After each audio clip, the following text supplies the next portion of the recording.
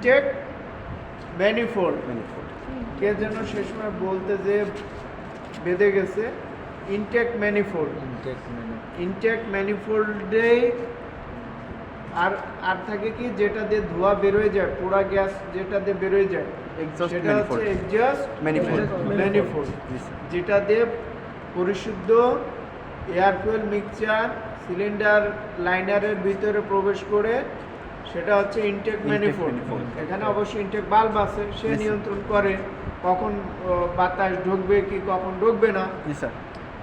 আর exhaust হচ্ছে cylinder লাইনারের ভিতরে spark plug দিয়ে সৃষ্ট দহন ক্রিয়ার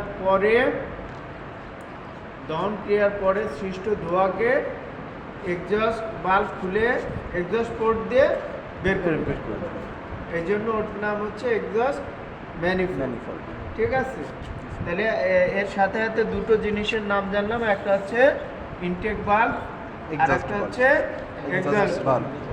ঠিক আছে, আর